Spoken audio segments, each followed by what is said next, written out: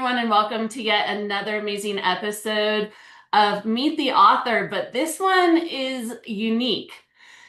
I have the amazing Amy Hicks, who is a creator, the artist, the judge a book by its cover designer of Wildly Free. She has designed every single book you see except for this one.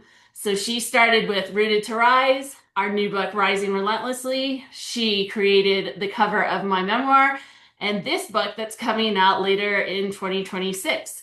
And so I would just like to have her take stage and introduce herself and really dive into her why behind making these amazing covers, especially for this Canna anthology series. So, hi, Amy, welcome. Hi, thank you so much for the warm welcome.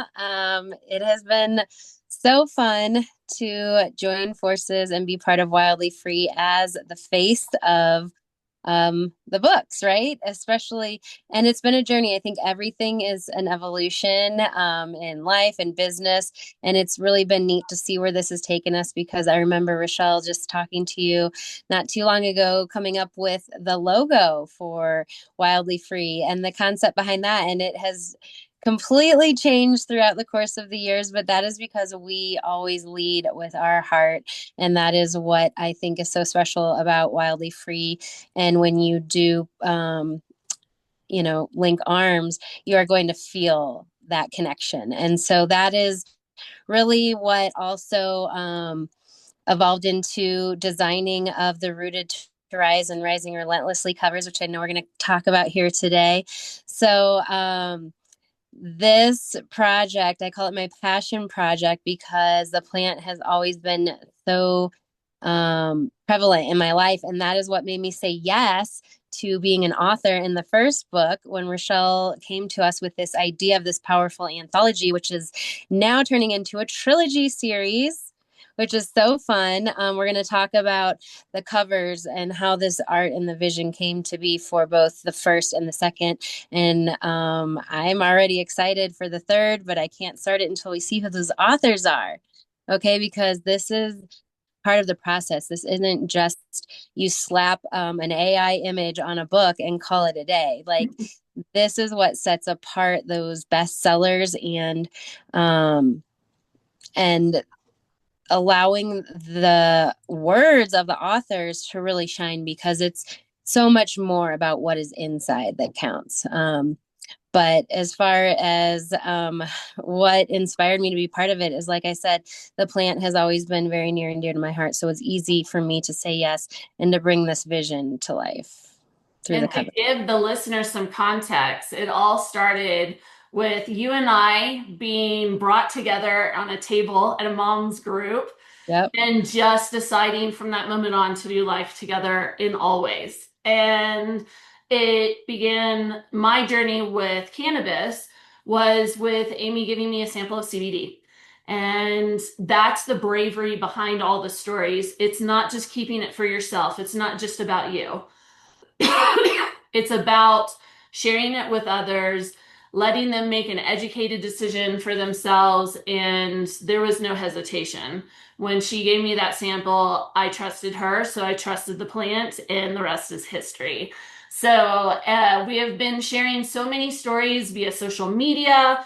We've been sharing on platforms like on stages. I know Amy's talked a few times on stage. We have done programs where we talk about certain conditions and how to combine cannabinoids with it. We've done so many things over the, I think, 9 years now, eight, Not nine, somewhere years. around there. We've been in all the spaces, but the one space we had not been in yet were books. And this was really inspired just by us both losing a really close friend who is a voice for the plant as well. And I just wanted to do more. I wanted to go outside of the social media spaces, and a book is truly forever. And so I created the invitation. Amy said immediately yes. And then she said, "Can I do the cover?" And there was no hesitation. Yes, yes, yes, yes, you can do the cover of all the books. And so, what I want to dive into is let's start with Rooted to Rise, because that's the OG book. Not only did you design the cover, but you also created the title. Yeah. And you also did the amazing back cover of this and so many of the pages within. So, will you tell me a little bit about what inspired Rooted to Rise? Because without this book, there would be no Rising Relentlessly. Yes. So, just a little bit of a background too is I think that when I mentioned evolving earlier, that can also be in our careers because for over 20 years, I mean, my professional career was in the advertising and marketing space as a graphic designer. And as life happens, you find yourself moving in different directions. And I still love, love, love design, but I did not want to be tied down to a 9 to 5. And so I think it's also just testament to how your story and these chapters of your life can also evolve and change. So I love the fact that the two had intertwined my love for the plant and then being able to express myself creatively, whether that's through building your own personal brand or right here, as you see, promoting our book and being the face of that. So, Rooted to Rise, I knew that we wanted to have that personal connection on the cover and not just be most cannabis books that are out there right now are very educational. We talk about all the time. This is one of the first, if not the first of its kind, to where it is touching on, yes, there's some education, but it's really leading with the storytelling, is really leading with the emotional connection. And it's really allowing anyone to pick up the book, not just the canna connoisseur, but the curious person too, or just someone who relates to what you're going through. And because this first book was women that I had already formed a connection with and we've gone through a journey, I really wanted that to shine through as that sisterhood. And I think you can see that immediately. And in the fact that it is silhouettes, it didn't, like, I know at first everyone's like, which one am I? And it's like, you're not one specific person. This is meant to be ambiguous because we want the reader to see themselves as one of these women so that you can envision yourself being part of this tribe, part of this sisterhood. And in both of the books, there's a subtle nod to the plant. I didn't want it to be overpowering as like in your face because I know that there's still a stigma and we want people to be able to pick this up and not immediately put up a guard because of some tie still to a reference. And so with all of my even in my own branding, it's very subtle that this plant, is actually beautiful. And we want people to feel like you can really wear the clothing to create the conversations or hold your book up. We did create merch for this as well. We have totes and we have mugs because these are conversation starters as well. It's going to allow somebody to say, tell me more about that. Right. And so that really was what inspired the first book is just that whole connection piece and the sisterhood of it and that allowing people to kind of want to see themselves as part of this too, that aspirational piece. Yeah, I love the intentional colors of it all too, where it's very organic, very earthy. We decided to do, the coloring of the sky very intentionally, that kind of balance between Mother Earth and the Yeah, connection, the symbiotic relationship between human and plant. We are so one in all of these spaces, and we wanted to show people consistently that it's just a plant. That's yeah. all it is, and it's in the ground. And I think that the title itself, and I want you to touch on that, but we had the sisterhood who was deeply rooted not only with the plant knowledge, but within each other, Yeah. super rooted. And every plant begins, and every, story of a person begins with its roots. So, would you tell us about the title? Yeah, I love the whole reference of roots. I think from just before this book even was a thought, I had always envisioned those of us who are advocates and who have the powerful stories as being the roots. Like we are so interconnected below Mother Earth. And so that had always been a big reference with also the plant. I mean, obviously the plant starts as the seed and then it grows the roots. And so it's very synonymous of the whole planting and watering and nurturing and then rising, growing. But you can't have that strong growth if you don't have the strong roots. And so throughout both of these titles and even the sub copy, um, it's very intentional and very conceptual. I think so often, books aren't that way and they maybe just get tossed to the wayside. But the fact that this all is there's a lot of layers, a lot of different layers to it. So, like the tagline of shedding a new light on the plant and planting seeds of hope. And then in the second one, it is uprooting the stigma of the plant and planting seeds of hope. So it's both; those are both connected. You're going to see the visuals of the type, like the fonts. You're going to see the connection of the silhouettes. So I don't know if we want to get to the second book yet, but yeah, just seeing it together. I'm looking at it on your shelf because Rachelle has it in the background of her scene there. But you want to, if you're having a trilogy or even, two books, or if you're an author creating a series, you want to have these immediate connections to where they know that's the same author, or that's the same series, or that must be the sequel or the prequel or whatever it is. And so sometimes it's thinking a little bit um, of the bigger picture of everything. Yeah, and I love that people are going to recognize like with two books, but then when we have the three, we're going to be having them side by side by side as a collection. And it's going to have that feeling of you're always welcome, your story matters, tell your story. And it's going to have, I mean, just a font alone gives that impression. And so I love the cohesiveness of this trilogy and looking forward to book three. But yeah, let's just jump into Rising Relentlessly because that's really, the book that we're talking about right now in terms of tell us about what you do within like our gatherings that we have with our authors. We don't call them meetings, they're gatherings. And we have them about once a month when we create an anthology, and the importance of that is to get a feel. With Rooted to Rise, we all knew each other. With Rising Relentlessly, it was basically 11 people. Some of them knew each other, but most did not. And what did you feel, and how did that inspire you with Rising Relentlessly when you were in those spaces with those people?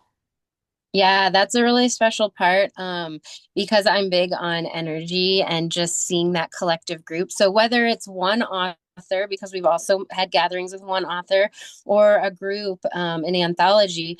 Well, for one, with the anthology, I think it's so special because not only, again, you're getting these layers, not only is it the individual stories, but it is the collective um, group that is creating this overarching theme, right? It's generally a theme in the anthology.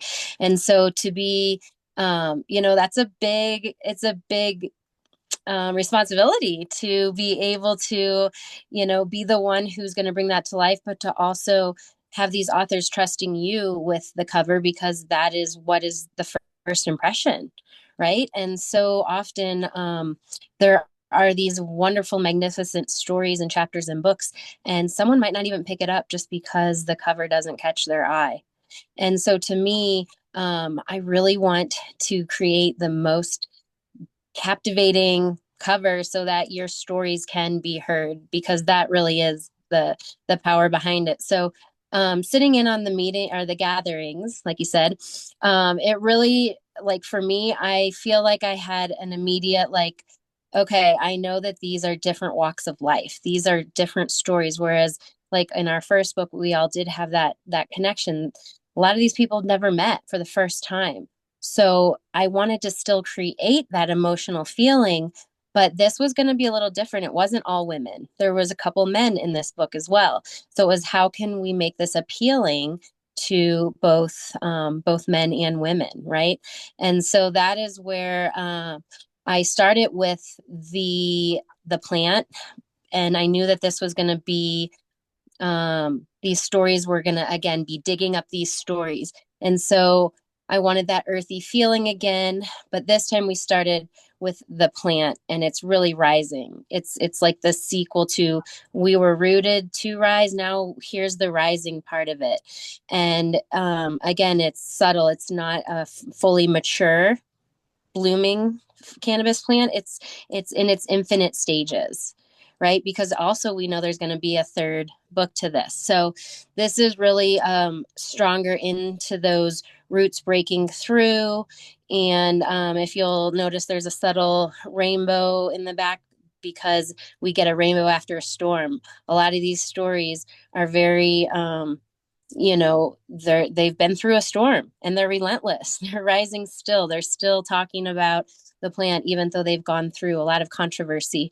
And I think it came together awesome after I hadn't even really read or known what some of these stories were, but just little bits and pieces of what I heard just from these gatherings. I knew that it was going to be this this reclamation, like this revival. And so that's kind of where the silhouettes come into play, because I'll be honest, we didn't have that at first. Do you remember, Rachelle? And we're like, I do.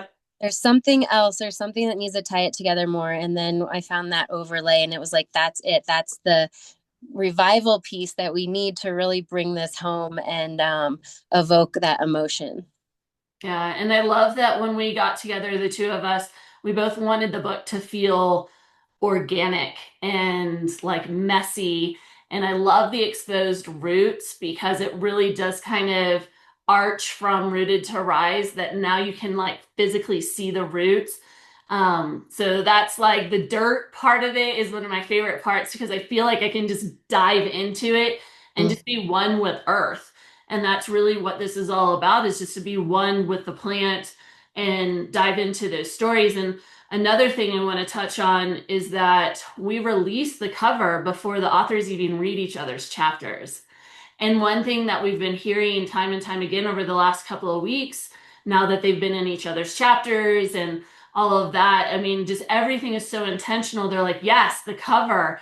That is exactly like exactly. And Amy didn't even know what our stories were. We didn't even know what our stories were.